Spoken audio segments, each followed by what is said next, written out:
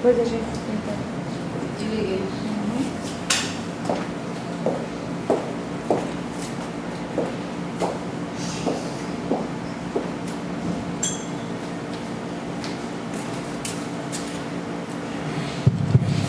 Glória a Deus.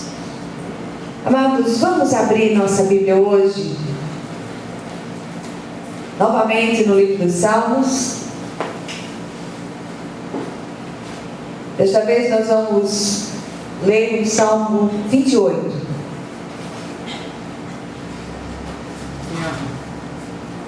Salmo 28. Todos acharam?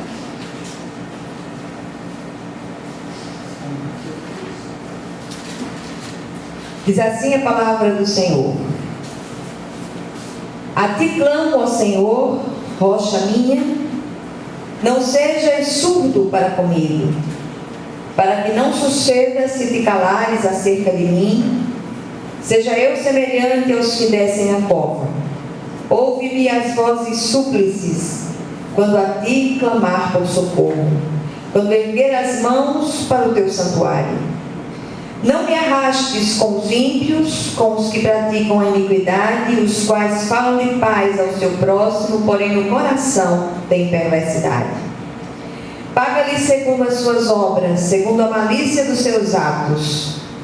Dá-lhes conforme a obra de suas mãos, retribui-lhes o que merecem. E visto que não atentam para os feitos do Senhor, nem para o que as suas mãos fazem, Ele os derribará, e não os reedificará. Bendito seja o Senhor, porque me ouviu as vozes súplices. O Senhor é a minha força e o meu escudo. Nele o meu coração confia.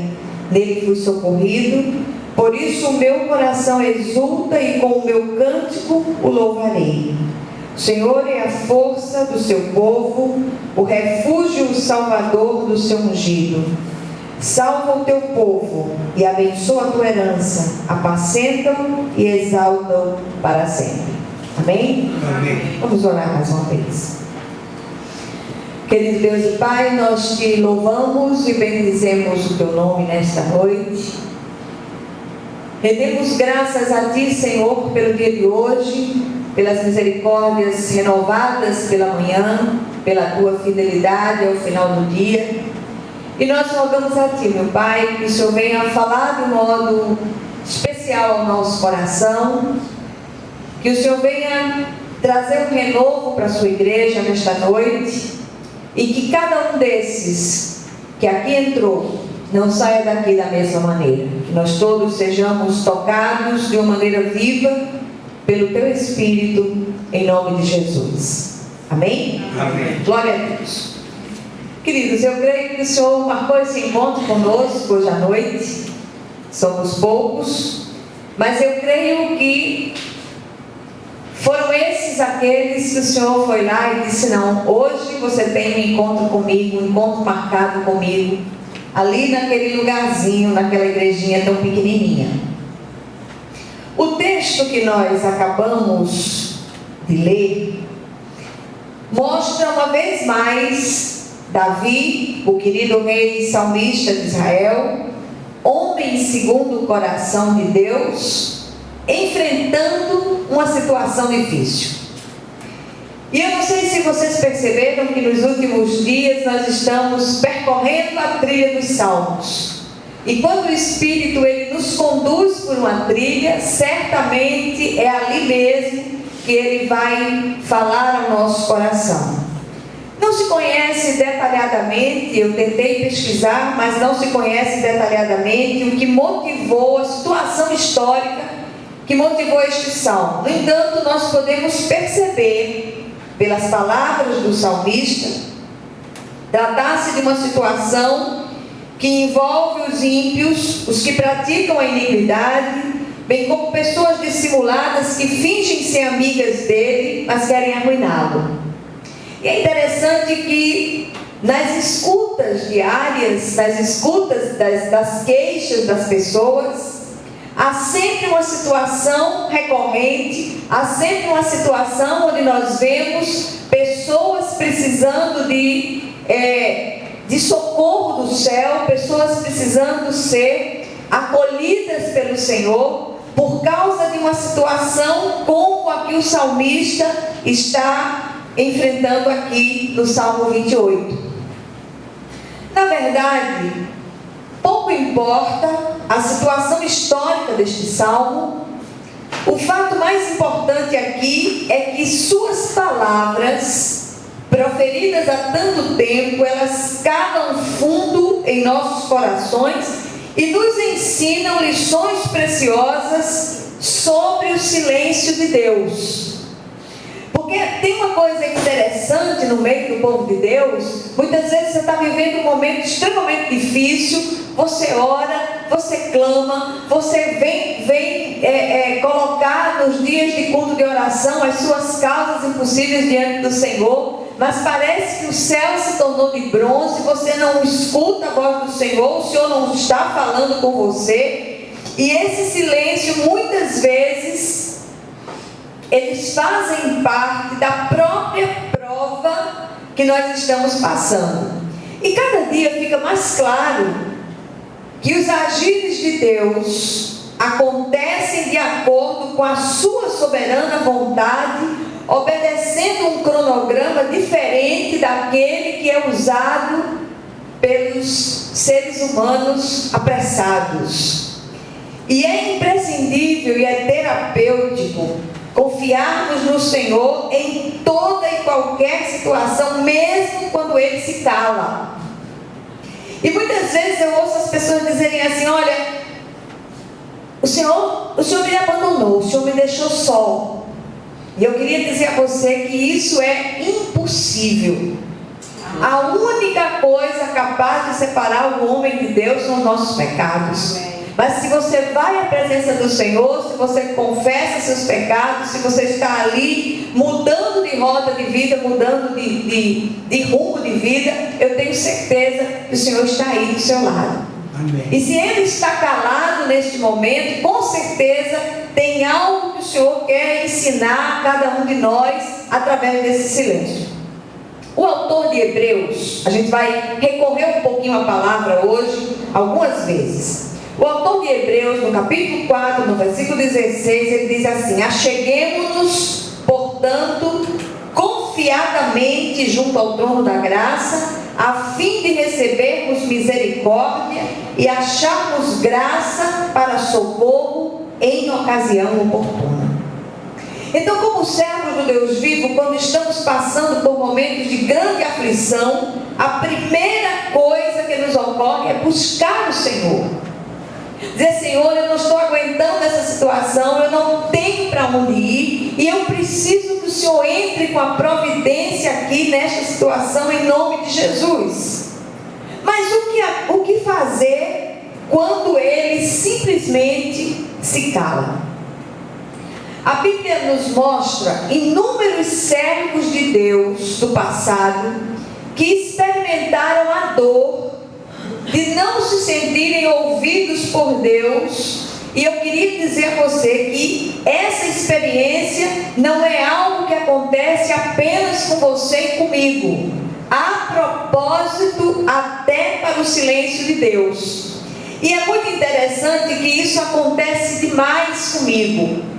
Muitas vezes eu estou atravessando um momento de um silêncio muito grande de Deus, mas o que foi que eu aprendi com o Espírito de Deus? Que nesses momentos em que eu não sinto a presença de Deus, eu acho que o Senhor está calado para comigo, é exatamente nesses momentos em que as pessoas vêm e dizem: olha, o Senhor trouxe uma palavra tremenda ao meu coração através de você, mas é como se você estivesse falando e você estivesse achando que as coisas não estão acontecendo. Estão acontecendo, porque essa obra é de Deus. Amém. E o Senhor, Ele faz do jeito que Ele quer, da forma que Ele quer. Outro dia uma irmã querida estava me dizendo: olha, naqueles momentos onde eu estou mais angustiada de espírito, onde eu estou atravessando um deserto mais abrasador, é exatamente nesses momentos que o Senhor manda uma pessoa para ouvir uma palavra. O Senhor vem trazendo determinadas situações para que eu resolva.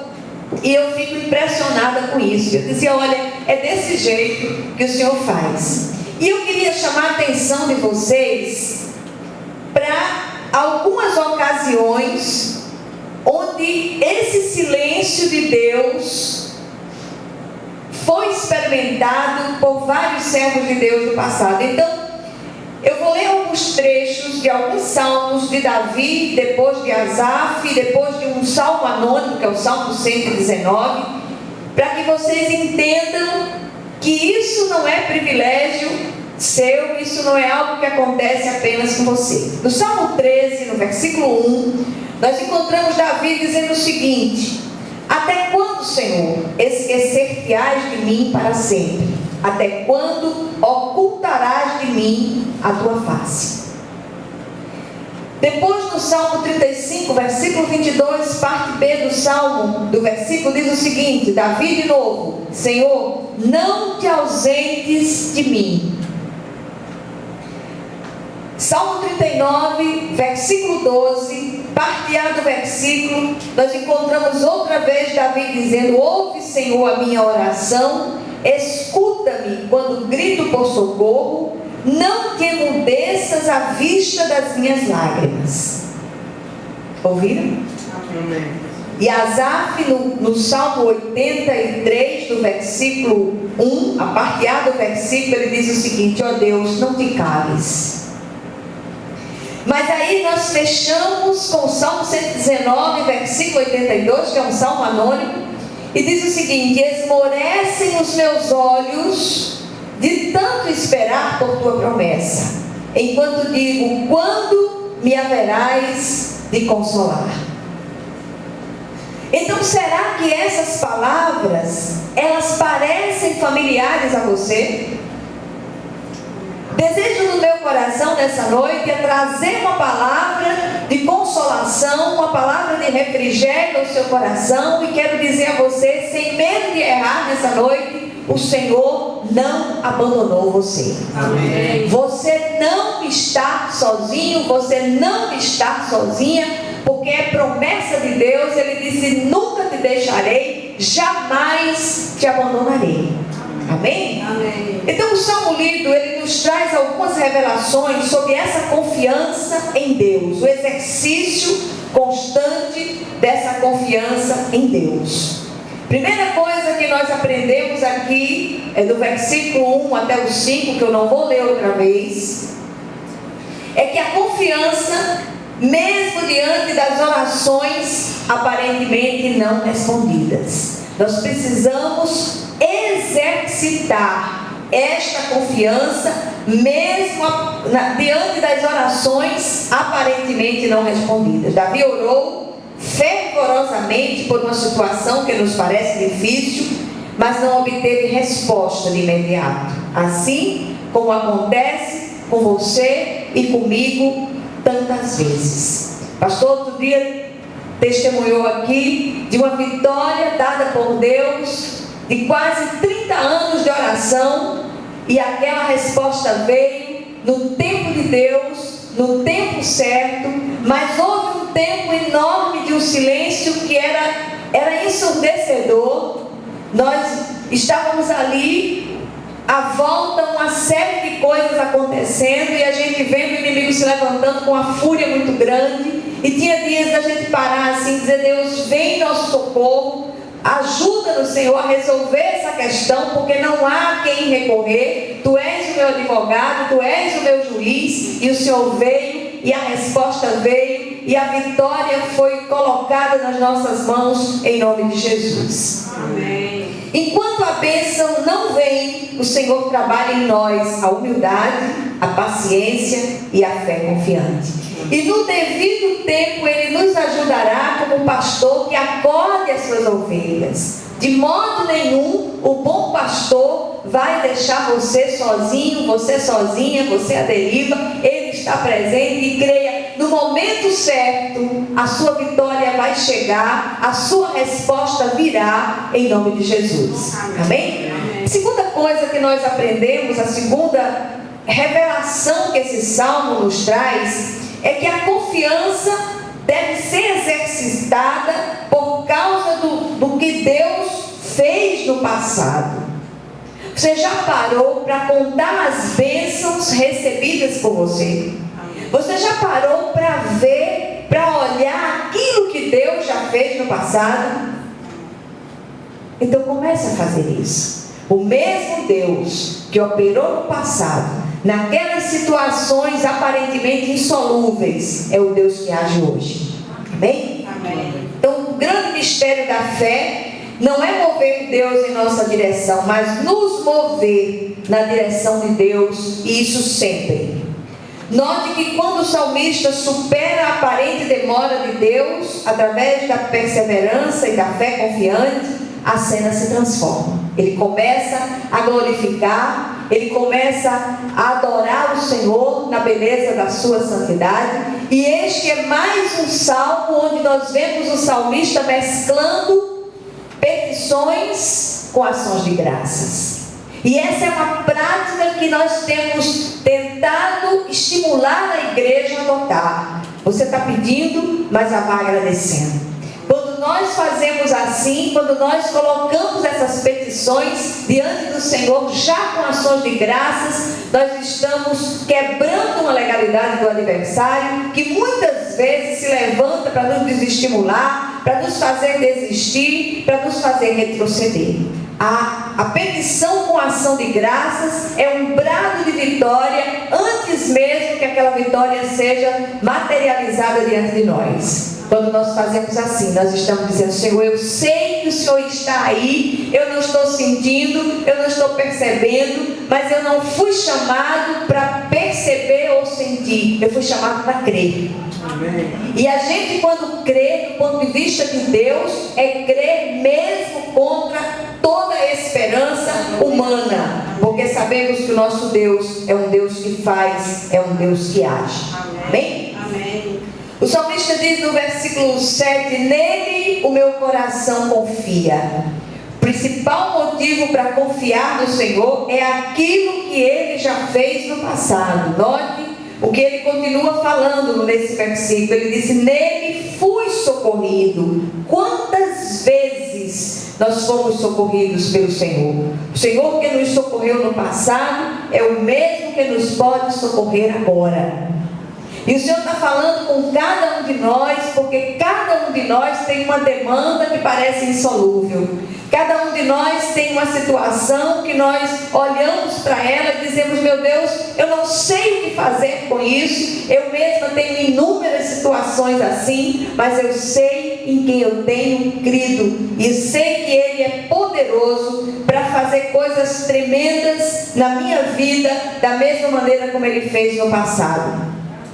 Quando Davi ousou continuar crendo, mesmo a despeito da situação, e levantou as mãos em oração, então as mãos do Senhor se puseram a trabalhar para suprir a necessidade do seu amado salmista.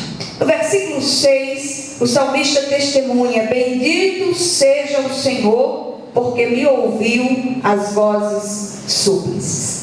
E em quarto lugar, a terceira revelação é que a confiança precisa ser exercitada por causa das promessas de Deus e de seus atributos imutáveis. Não é só o que Deus fez no passado, é o que Ele são as suas promessas, grandes e muito preciosas promessas. Davi encerra seu cântico encorajando o seu povo com o que aprendeu com aquela experiência.